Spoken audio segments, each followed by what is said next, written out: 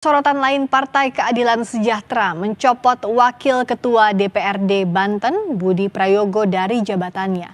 Pencopotan itu setelah terungkapnya memo Budi yang menitipkan calon siswa pada sistem penerimaan mahasiswa baru atau SPMB di salah satu SMA negeri di Cilegon, Banten. Partai Keadilan Sejahtera Banten meminta maaf atas kadernya Budi Prayogo yang mengirimkan memo menitipkan siswa agar lolos seleksi SPMB. Ketua DPW PKS Banten, Gembong Sumedi, menyatakan partainya mengambil langkah tegas dengan memberikan sanksi terhadap kader-kader yang melakukan pelanggaran. Jabatan Wakil Ketua DPRD Provinsi Banten bakal digantikan Imron Rosadi yang saat ini menjabat Wakil Ketua Komisi 5 DPRD Provinsi Banten dari fraksi PKS.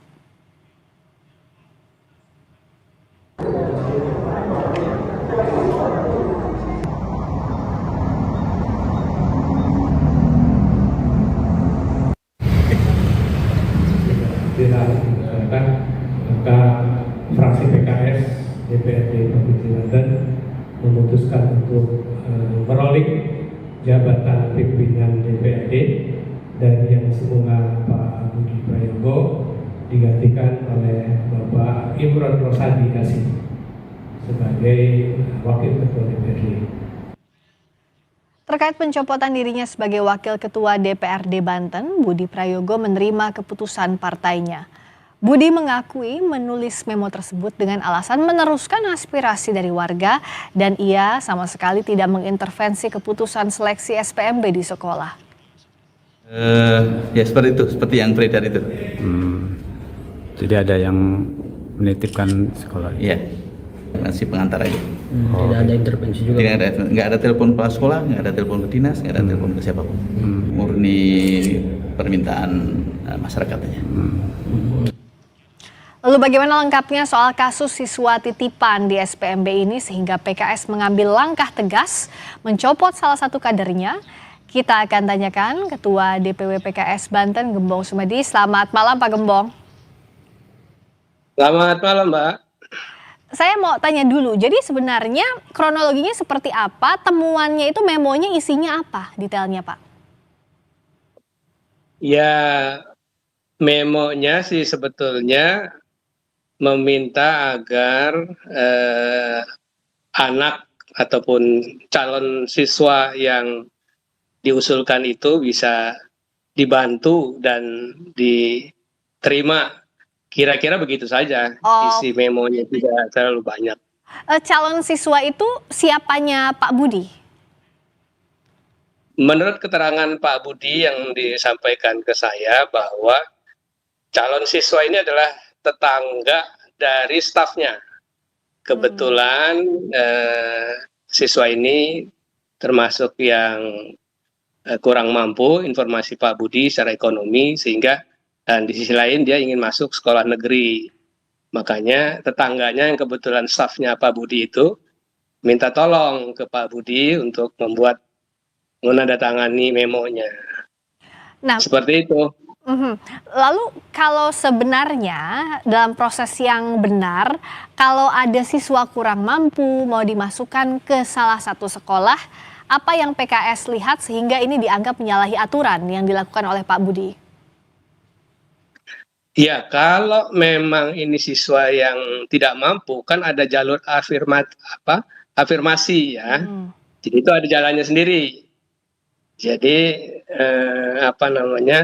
tidak perlu pakai nitip-nitip begitulah gitu ya. Jadi kalau memang dia keluarga tidak mampu, tempuh saja jalur afirmasi. Kan itu ada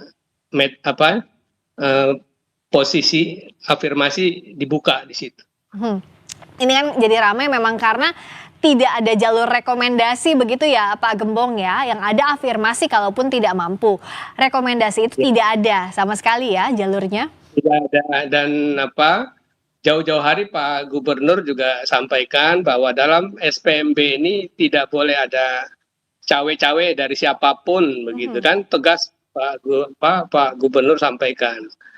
Dan kita sebagai partai pengusung Pak Gubernur tentunya juga menghormati kebijakan Pak Gubernur begitu. Sehingga ketika ada salah satu pejabat publik kita yang melakukan hal seperti itu, ya tentunya partai harus mengambil sikap yang tegas, kira-kira begitu, Mbak. Jadi bisakah dikatakan bahwa memang PKS Banten melihat memo yang dikirimkan Pak Budi dengan disertai seperti yang kita lihat di gambar ya, ada kartu namanya. Meskipun Pak Budi bilang itu bukan intervensi karena tidak nelfon kepala sekolahnya, tapi bisa dikatakan itu bentuk intervensi.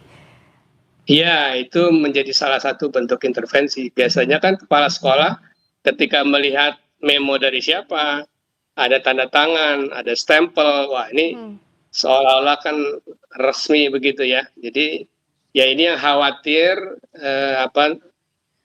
penilaiannya jadi tidak fair begitu.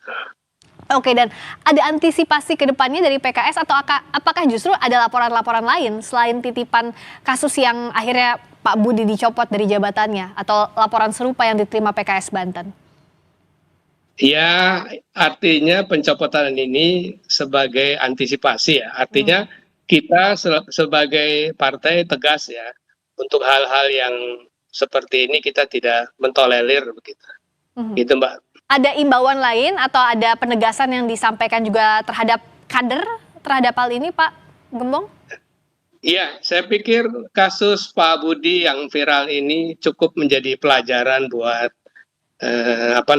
semua pejabat publik dari PKS ya, agar jangan coba-coba melakukan hal-hal yang bertentangan dengan kaidah etika di masyarakat. Saya pikir itu. Ya, termasuk kalau bicara soal pendidikan jangan sampai ada jalur ordal ya, karena tidak ada jalur ordal atau rekomendasi, tapi dilakukan sesuai dengan prosedur yang ada agar adil bagi semua pihak.